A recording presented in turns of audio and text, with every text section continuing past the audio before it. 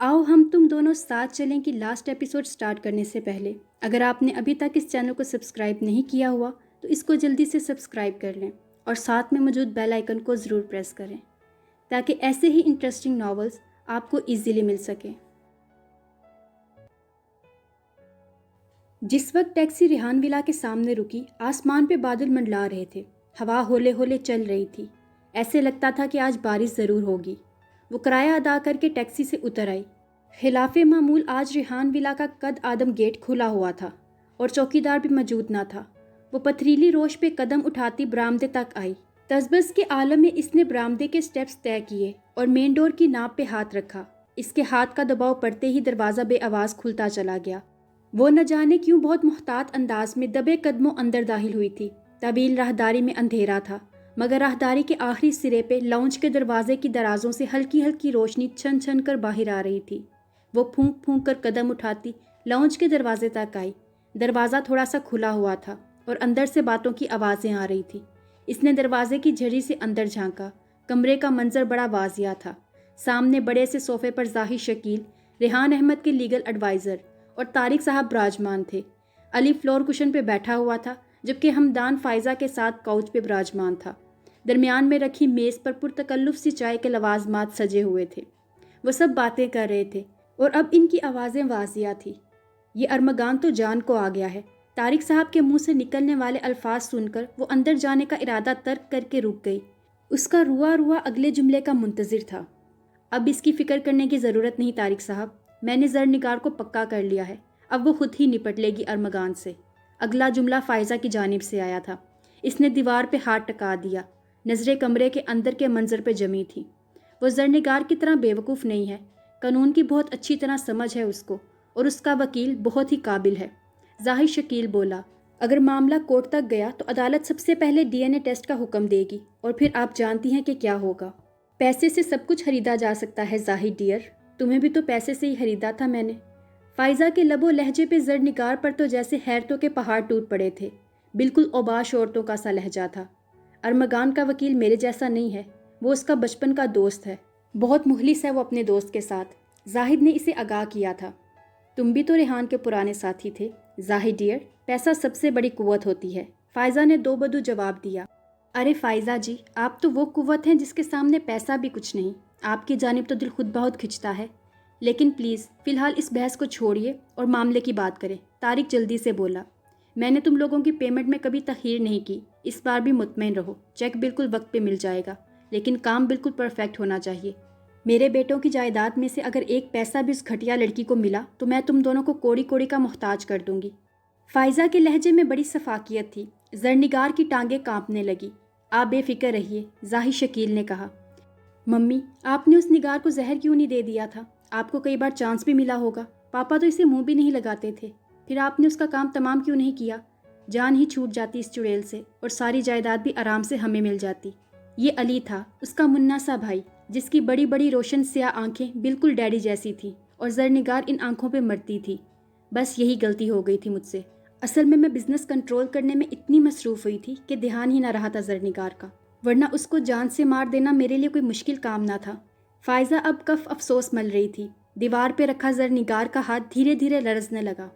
आपने उसकी शादी का प्लान भी बड़ी अक्लमंदी से तरतीब दिया था। अगर ऐन वक्त पर वो अरमगान बीच में ना आग कूदता तो सारी ज़िंदगी दर दर की ठोकरें खाती वो ज़रनिगार। तारिक जहर हंदक लहजे में बोल रहा था। ज़रनिगार सर तपा लरज गई। वो बड़ा चालाक आदमी है।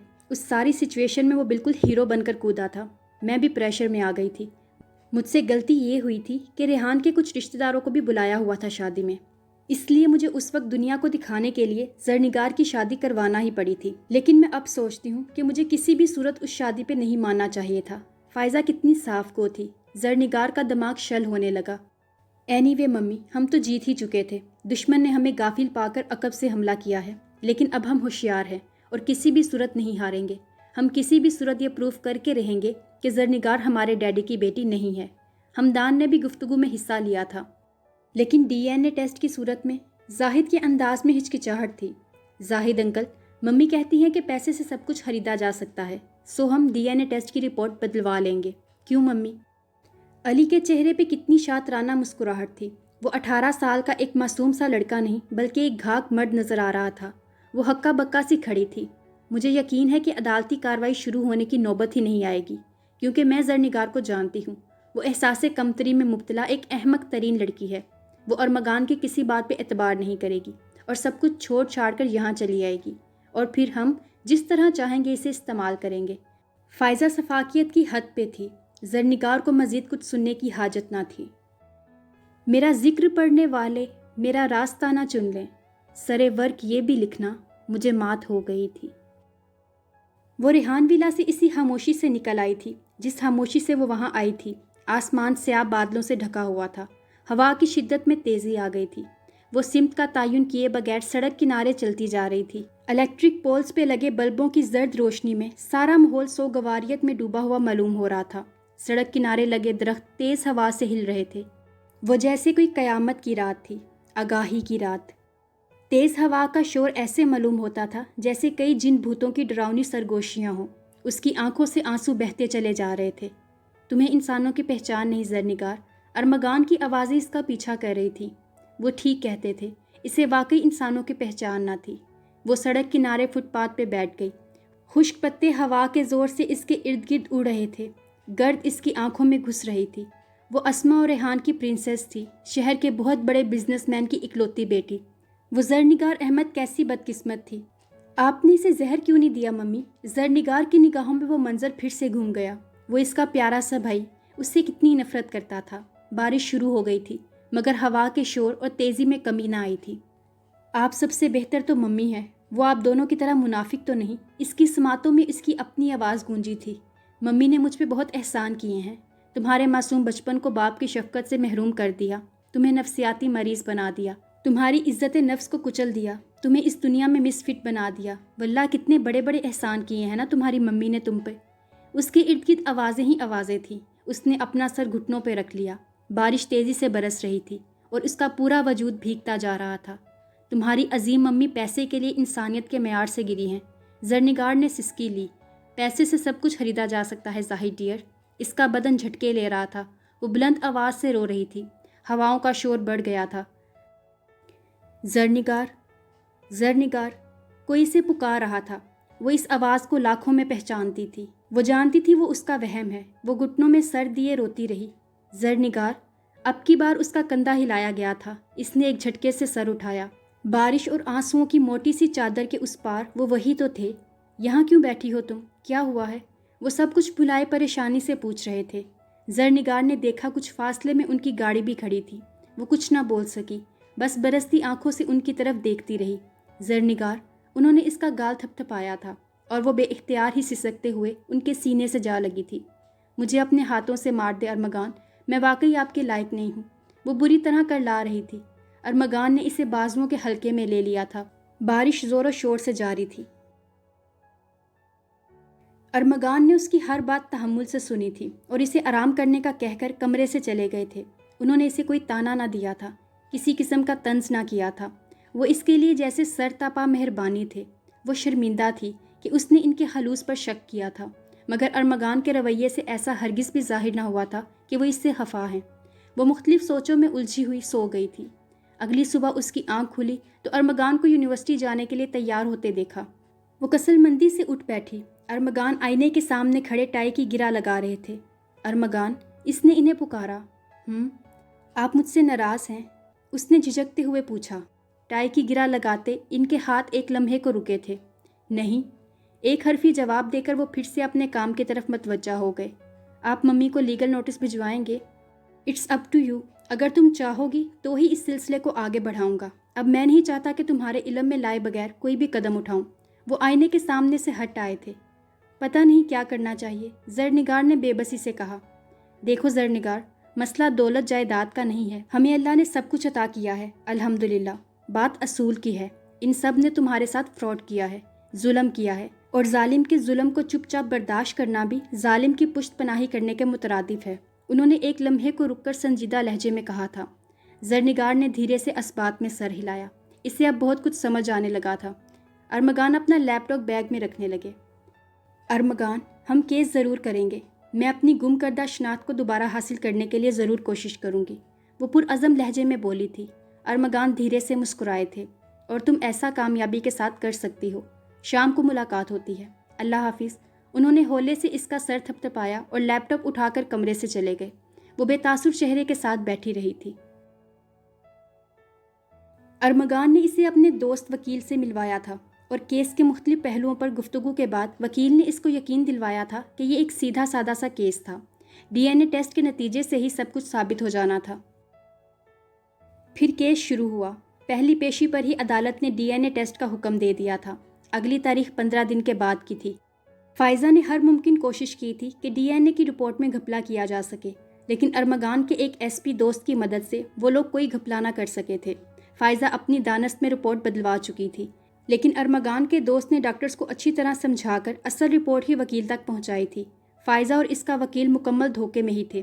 زاہد کی فائل سے فیک ڈی این اے کی رپورٹ کب غائب ہوئی اور کب اس کی جگہ اصلی رپورٹ آئی تھی، اس کے فرشتوں کو بھی خبر نہ ہو سکی تھی۔ بہرحال اگلی پیشی کی ڈی این اے ٹیسٹ کی رپورٹ عدالت میں پیش کی گئی، جس کے مطابق زرنگار، علی اور حمدان سگے بہن بھائی ثابت ہوئے تھے۔ اس انکشاف کے ساتھ ہی فائزہ کے وکیل زاہد شکیل کا کردار بھی مشکوک ہو گیا، کیونکہ وہ ریحان احمد مرحوم کا لیگل ایڈوائزر تھا اور ان کی وصیت بھی اسی کے پاس تھی۔ لہٰذا عدالت نے فی الفور زاہد شکیل کو حراست میں لینے کا حکم دے کر اس کے خلاف فریب دہی کا مقدمہ درج کرنے کی ہدایت کر دی تھی۔ فائزہ سے بیان حلفی لیا گیا، جس میں اس نے اس بات کا حلف اٹھایا کہ وہ ریحان احمد مرحوم کی وصیت کے متعلق بالکل لا علم تھی اور جو بھی گھپلا کیا وہ زاہد نے اکیلے ہی کیا۔ اس نے زرنگار کی شادی کے روز کا حوالہ دے کر زاہد کی بدنیتی عدالت کے سامنے عیاں کر دی تھی۔ عدالت نے ریحان احمد مرحوم کی جائیداد کو شرع کے مطابق ان کے تینوں بچوں میں تقسیم کرنے کا حکم دے کر عدالت برخاست کرنے کا حکم ہی دیا تھا کہ کمرہ عدالت میں ایک عجیب تماشا ہوا تھا۔ زاہد شکیل، جس کو ہتکڑی لگائی جا رہی تھی، اچانک ہی فائزہ سے الجھ گیا۔ تجھ ذلیل عورت کی وجہ سے میں ذلیل ہو گیا، وہ دانت پیس کر بولا تھا۔ او شٹ اپ، تم جیسے دھوکے باز اسی قابل ہوتے ہو، فائزہ تنفر امیز لہجے میں بولی۔ گھٹیا عورت، میں نے تیری معاونت کی اور تو نے مجھے ہی پھنسا دیا، کسی فاحشہ کی طرح تو نے مجھے اکسایا تھا۔ زاہد کف اڑا رہا تھا۔ تم دودھ کے دھلے نہیں ہو، اب اپنے گناہوں کا الزام مجھ پہ مت دھرو، فائزہ نے لاپرواہی سے کہا۔ میں گواہی دوں گی کہ یہ عورت بھی اس سب میں شامل تھی، زرنگار نے اپنے برابر بیٹھے ارمغان سے کہا۔ ذرا رکو، ابھی یہ دونوں خود ہی سب کچھ اگل دیں گے، ارمغان نے اطمینان سے جواب دیا۔ ذلیل عورت، تیرے گناہ میرے گناہوں سے کہیں زیادہ بڑے ہیں۔ میں نے تو صرف وصیت میں گھپلا کیا تھا اور نگار کی شادی والے دن کے ڈرامے میں حصہ لیا تھا، مگر تو نے تو اپنے شوہر کو ہی مار ڈالا تھا ڈائن۔ زاہد کی اس بات کا فائزہ پہ کچھ عجیب سا اثر ہوا تھا، لیکن اسے خوف یا حیرت نہیں کہا جا سکتا تھا، وہ تو حقیقتاً غضبناک ہو گئی تھی۔ پولیس اہلکاروں کی پرواہ کیے بغیر ہی وہ کسی بھوکی شیرنی کی طرح زاہد پر پڑ پڑی تھی۔ ذلیل کتے، تجھے زندہ نہیں چھوڑوں گی۔ زنانہ پولیس اہلکاروں نے آگے بڑھ کر اسے دونوں بازوؤں سے پکڑ لیا تھا، مگر وہ خود کو چھڑانے کی صحیح کرتے ہوئے مغلزاد بک رہی تھی۔ ہاں، تو ہے ہی قاتل، تیرے لیے کسی کو مار دینا کون سی بڑی بات ہے؟ تو نے تو اپنے شوہر کو نہ بخشا تھا جو تجھ پہ جان دیتا تھا۔ زاہد بھی غصے سے بے قابو ہو رہا تھا۔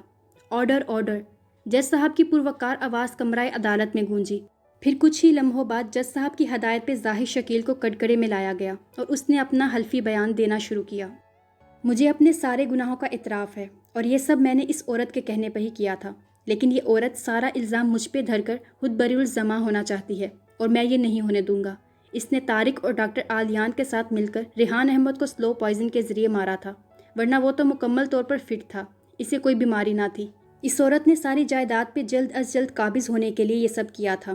رہ گئی زرنگار، تو اس نے بچپن سے ہی اس قدر دبا کے رکھا ہوا تھا کہ وہ تو ایک لفظ بھی کسی کے سامنے منہ سے نکالنے کی اہلیت نہیں رکھتی تھی۔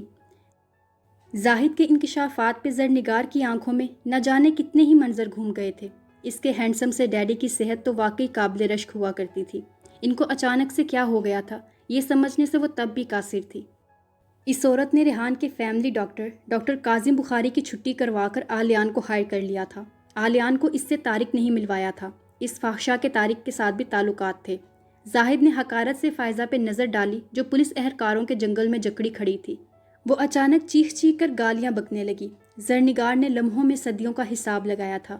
ڈیڈی کی بیماری کے ایام میں کاظم انکل ایک بار بھی ان کا معائنہ کرنے نہ آئے تھے، اور تب وہ سمجھتی تھی کہ ڈاکٹر آلیان کی صورت میں فائزہ شہر کے سب سے بڑے ڈاکٹر سے ڈیڈی کا علاج کروا رہی تھی۔ اس کی نگاہوں میں ڈیڈی کا دن بدن کمزور ہوتا وجود گھوم گیا۔ اسے لگا وہ آج پھر سے یتیم ہو گئی ہے۔ ممی، کیا یہ سچ ہے؟ علی اٹھ کھڑا ہوا تھا۔ یہ شخص بکواس کر رہا ہے، فائزہ چلائی۔ زرنگار نے تعصب سے اس منظر کو دیکھا۔ جج صاحب نے فائزہ کو حراست میں لینے کے ساتھ ساتھ طارق اور ڈاکٹر عالیان کو بھی حراست میں لینے کا حکم دیا اور ملزمان کو اگلی پیشی پہ پیش کرنے کا حکم دے کر عدالت برخاست کر دی تھی۔ فائزہ اور زاہد کو حوالات بھیج دیا گیا تھا۔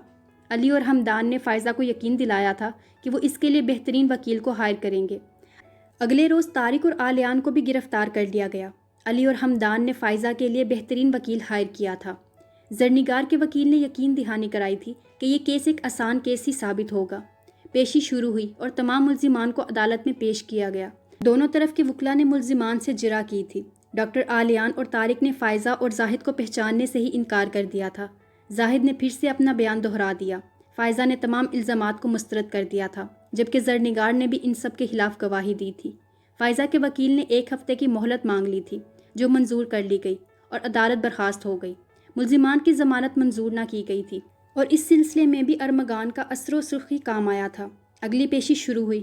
کمرہ عدالت بھر چکا تھا۔ تمام ملزمان کو ہتکڑیاں ڈالی گئی تھی۔ فائزہ کے خوبصورت چہرے پر آج بے حد مردنی چھائی ہوئی تھی۔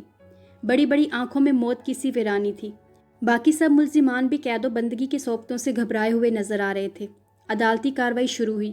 اسی لمحے فائزہ کی آواز کمرہ عدالت میں گونجی، مجھے کچھ کہنا ہے۔ عدالت میں موجود سب نفوس اس کی طرف متوجہ ہو گئے تھے۔ جج صاحب کی اجازت پہ فائزہ کو کٹگرے میں لایا گیا۔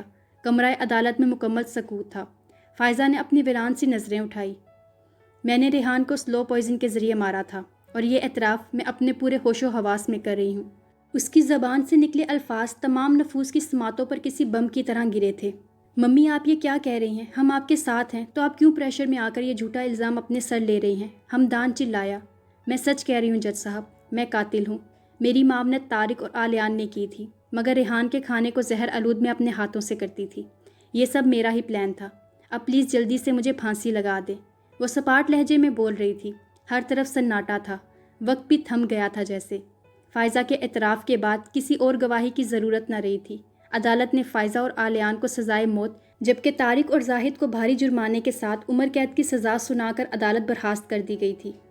عدالت برخاست ہونے کے بعد سب اٹھ کر کوریڈور میں نکل آئے۔ تبھی مجرمان کو بھی کمرہ عدالت سے باہر لایا جانے لگا۔ زرنگار کچھ ہی فاصلے پر کھڑی تھی۔ وہ سب اس سے نظریں چراتے ہوئے گزر گئے تھے۔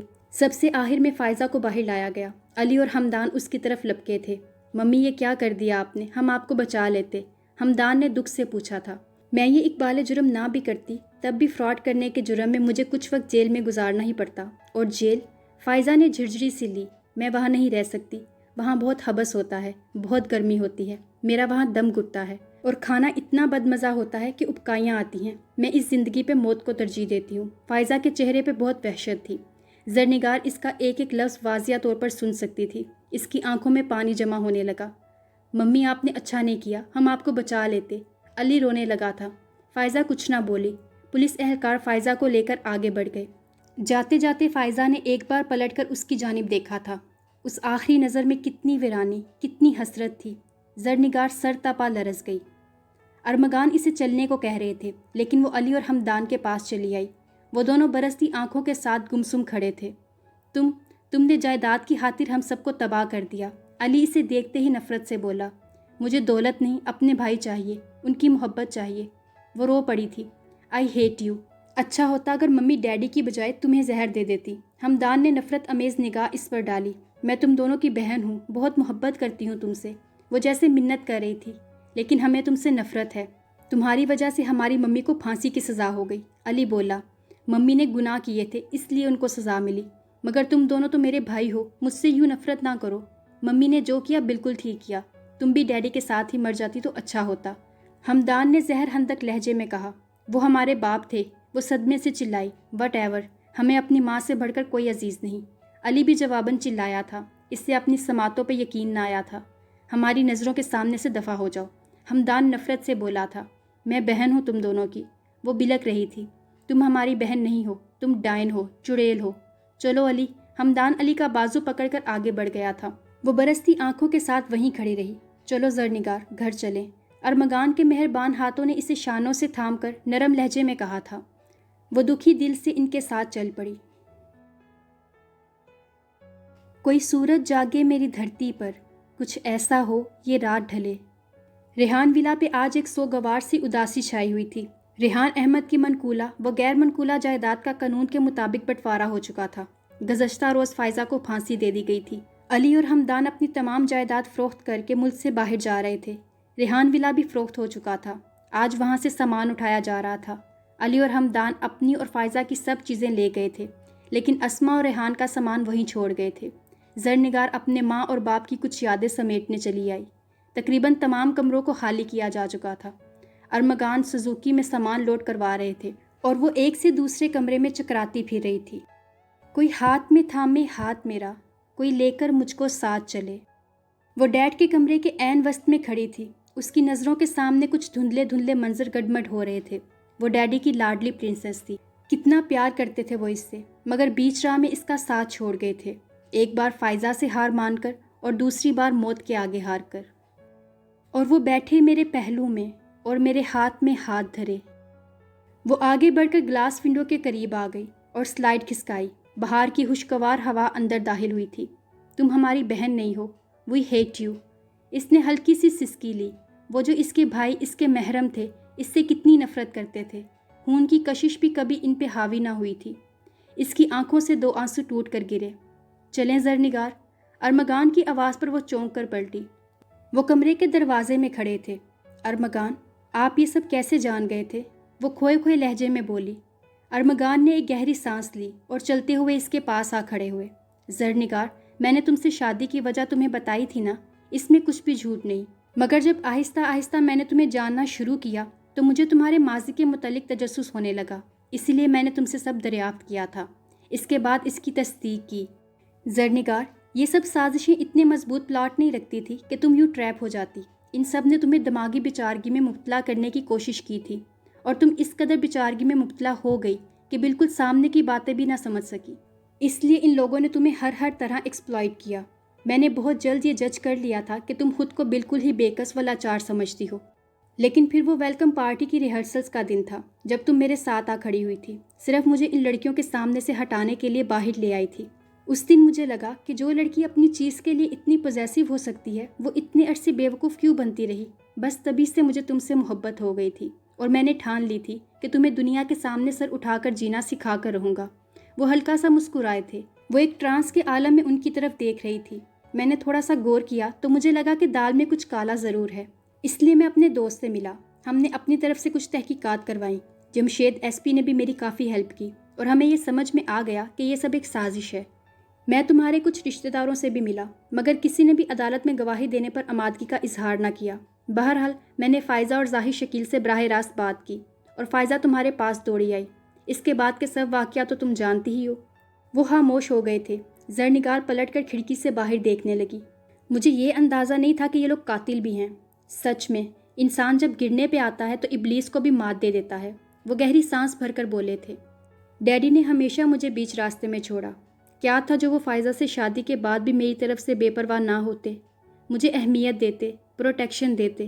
انہوں نے مجھے چھوڑ دیا، اور جسے اپنے چھوڑ دیں اسے غیر مل جاتے ہیں۔ ارمغان، وہ کھڑکی سے باہر کسی غیر مرئی نقطے پر نظریں جمائے ہوئے کھوئے کھوئے لہجے میں بول رہی تھی۔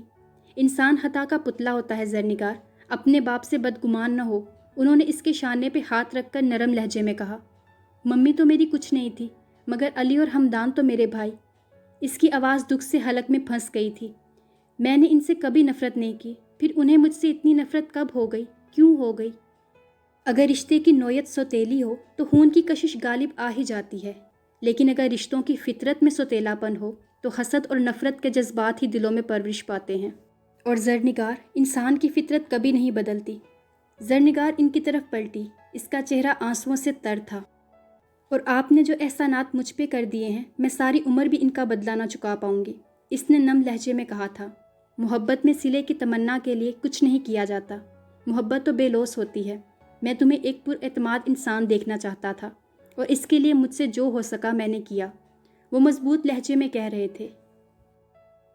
آنسو پہنچ کر میری آنکھوں سے رکے رکے لہجے میں کہے، تم میری بیوی ہو، میری اولین چاہت، میری زندگی کی ہر خوشی تم سے تم تک محدود ہے، اور پلیز آئندہ تم نے رونا نہیں۔ انہوں نے بڑی نرمی سے اس کے اشکوں کو اپنی انگلیوں کے پوروں پہ سمیٹا تھا۔ کیوں مجھ سے تم ہو خفا خفا، کیوں یوں روٹھے بیٹھے ہو؟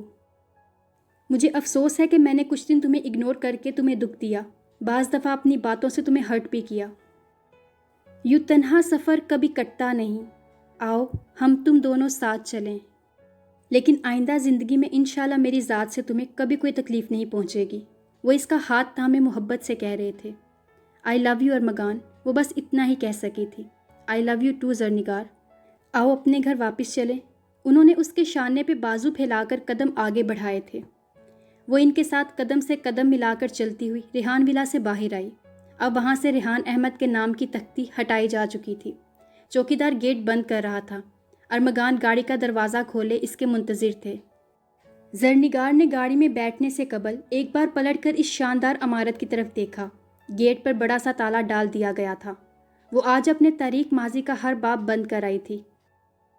ارمغان کی سنگت میں اس کا خوشیوں سے بھرپور روشن مستقبل اس کا منتظر تھا۔